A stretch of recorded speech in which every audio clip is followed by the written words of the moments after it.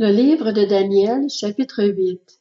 La troisième année de règne de Belshazzar, moi, Daniel, j'ai eu une vision après la première que j'avais eue. Dans cette vision, j'ai vu que je me trouvais à Suse, la capitale, dans la province de Lam. Dans la vision, j'ai vu que j'étais près du fleuve Oulaï. J'ai levé les yeux et regardé. Un bélier se tenait devant le fleuve et il avait des cornes. Ses cornes étaient hautes. L'une était plus haute que l'autre, mais c'était la plus haute qui avait poussé la dernière. J'ai vu le bélier frapper avec ses cornes vers l'ouest, le nord et le sud.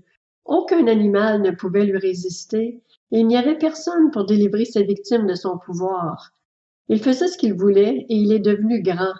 Pendant que je regardais attentivement, un bouc est arrivé de l'ouest, parcourant toute la surface de la terre sans toucher la terre. Ce bouc avait une corne impressionnante entre les yeux. Il est arrivé jusqu'au bélier qui avait des cornes et que j'avais vu se tenir devant le fleuve, et il a foncé sur lui dans toute l'ardeur de sa force. Je l'ai vu s'approcher du bélier et manifester son amertume contre lui. Il a frappé le bélier et lui a brisé les deux cornes, sans que le bélier n'ait la force de lui résister. Il l'a jeté par terre et l'a piétiné, et il n'y a eu personne pour délivrer le bélier de son pouvoir. Le bouc est devenu très grand, mais lorsqu'il a été puissant, sa grande corne s'est brisée. 4 grandes cornes ont poussé à sa place, aux 4 coins du ciel. De l'une d'elles est sortie une petite corne. Elle a beaucoup grandi vers le sud, vers l'est et vers le plus beau des pays. Elle a grandi jusqu'au niveau des corps célestes. Elle a fait tomber par terre une partie de ses corps et des étoiles, et elle les a piétinés. Elle a grandi jusqu'au niveau du chef de l'armée. Elle lui a enlevé le sacrifice perpétuel et a bouleversé les fondations de son sanctuaire. L'armée lui a été livrée avec le sacrifice perpétuel à cause de la transgression. La corne a jeté la vérité par terre et réussi dans ses entreprises. J'ai entendu un saint parler et un autre saint dire à celui qui parlait, « Jusqu'à quand durera cette vision à propos du sacrifice perpétuel et de la transgression dévastatrice?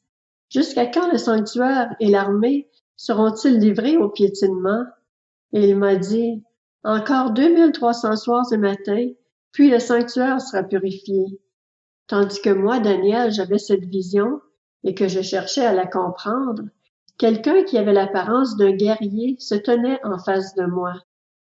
J'ai entendu la voix d'un homme au milieu du fleuve Oulaï. Il a crié, « Gabriel, fais comprendre à celui-ci ce qu'il a vu. » Il est alors venu près de l'endroit où je me trouvais. Terrifié à son approche, je suis tombé le visage contre terre. Il m'a dit, « Sois attentif, fils de l'homme, car la vision concerne le moment de la fin. » Pendant qu'il me parlait, j'étais plongé dans une profonde torpeur, le visage contre terre. Il m'a touché et m'a fait me tenir debout là où je me trouvais. Puis il m'a dit, « Je vais te faire connaître ce qui arrivera au terme de la colère, car il y a un moment fixé pour la fin. Le bélier que tu as vu et qui avait des cornes, ce sont les rois des Mèdes et des Perses. Le bouc, c'est le roi de Grèce. La grande corne entre ses yeux, c'est le premier roi. Les 4 cornes qui l'ont remplacé, une fois qu'elle a été brisée, ce sont 4 royaumes qui surgiront de cette nation, mais sans avoir autant de force qu'elle. À la fin de leur règne, quand les pécheurs auront mis le comble à leur révolte, un roi au visage dur et expert en énigmes surgira. Sa puissance grandira, mais non par sa propre force. Il accomplira d'extraordinaires dévastations. Il réussira dans ses entreprises. Il détruira les puissants et le peuple des saints. Grâce à son habileté, il réussira dans ses manœuvres trompeuses et il aura le cœur rempli d'arrogance. Il fera mourir beaucoup d'hommes qui vivaient dans la tranquillité et il se dressera contre le prince des princes. Cependant, il sera brisé sans aucune intervention extérieure. Ce que tu as vu à propos des soirs et des matins et qui t'a été dit est vrai. Quant à toi, tiens cette vision cachée, car elle concerne une époque éloignée. Moi, Daniel, je suis resté affaibli et malade durant plusieurs jours. Puis je me suis levée pour m'occuper des affaires du roi, mais j'étais effarée à cause de la vision, et je ne la comprenais pas.